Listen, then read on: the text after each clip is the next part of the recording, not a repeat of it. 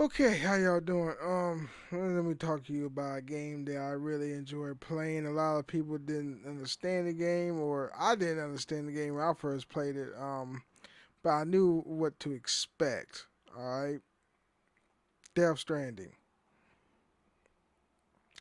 Death Stranding is one of those kind of games that if you are old millennial like me, us '80s babies, um, and we have played primarily some of the awesome single player games in existence. If you're a true gamer like that, back in the early 2000s, late 90s, most of all games were single player.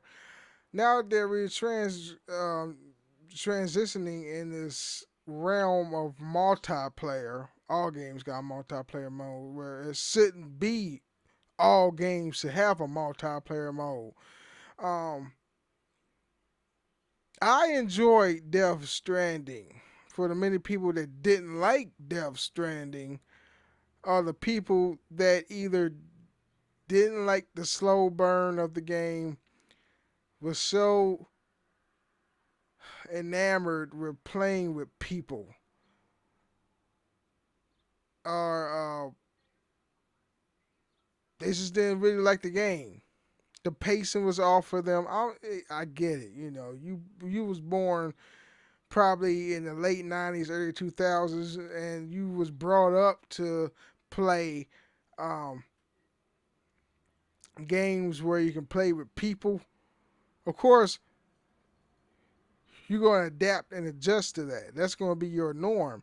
Now, for people like me that's been around that's been around longer than you, and all we have is single player games. Of course, you're going to have a little slow burn, But the way that Hideo Kojima makes his games, you need that slow burn. You absolutely need it. Um, for example, it helps build the character arc.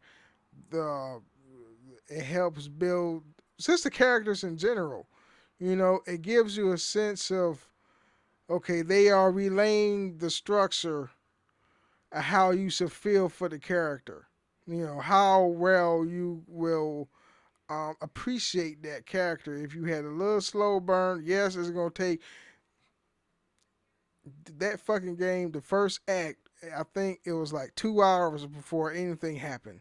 But in between that snow, in between that slow burn, it helps you get grabs over the mechanics. That's what I gotten from it. You know what I'm saying? You have these fucking people that always want something quick and easy. You know what I'm saying? Like the action. When the action go, a lot of people lack patience. That's why they think that game is trash.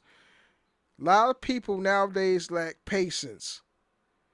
You need your dose of patience to anticipate what's going to happen.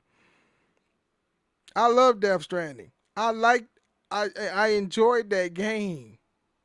The things that you did in the game to make yourself survive, it was pretty new and different. It was a fucking walking simulator, but image. Okay, you're an Amazon delivery guy, right? In this case, you're a business delivery guy, right? And you your whole goal was to deliver packages to beef up the internet, right? That's the Cairo network. Beef up the bandwidth of the internet, so um, you have a firm connections between each. So I say settlement, or I don't know. Fuck it. Let's just say settlement. So you can have brief connections with the settlement and or brief, brief, not brief. Well, strong connections. Sorry if I said brief. Strong connections with the internet as the area around you and the settlements that you come in communications with. The story, it was a little convoluted when I first played the game. But, but then I saw a video. I always, every time I beat a game, I always go to ending explain if I didn't get it. Thank God for those people that make those type of videos. I check out an ending explained videos on YouTube, and once I watched it, I was like, oh, that makes perfect sense. I always get it when I watch them videos. It was so awesome. But I was like, oh, because it was kind of confusing. Even me, I was confused while I was playing that game. Like while I was trying to decipher the story. Great reading material. I swear, if this game came out on the Vita before PlayStation disowned it, I would have played that game on the toilet. I swear.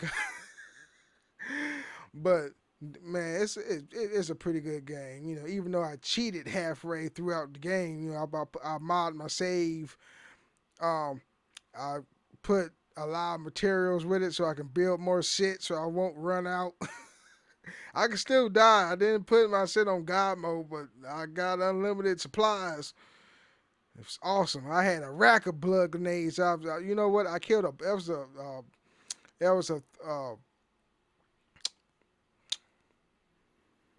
There was a boss that you wouldn't have to fight the boss. All you had to do was just run away. You know, you gotta run outside the circle, then it disappear.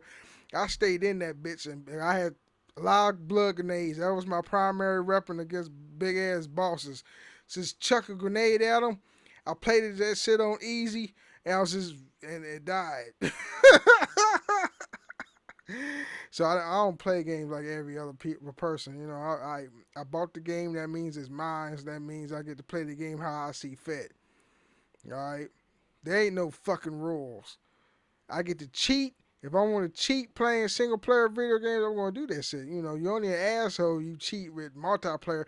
You know, there's bitches out there to be like putting aimbots at Fortnite and all them shits like that.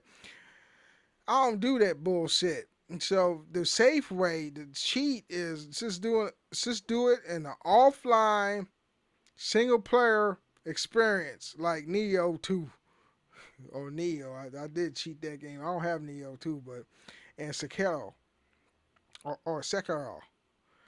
I cheat that shit too. Shit, I'm fucking. I can't die in that game. Sekiro. Shit, one hit kills. I'll be having fun when I'll be playing my games, man. You should do the same. Since when you play a game with an open mind and play that game with. I want you to play the game without your emotions on your sleeve. Because you can't trust none of these game developers. So most of the time they do come out with some bullshit. But Hideo Kojima, if you are a true fan of his work, you already know what to expect. He do makes his games outside the box, you know. But it's just people, man. People is fucking stupid, especially fans, because they think they know shit, but they don't know a damn thing. Anyway, peace out.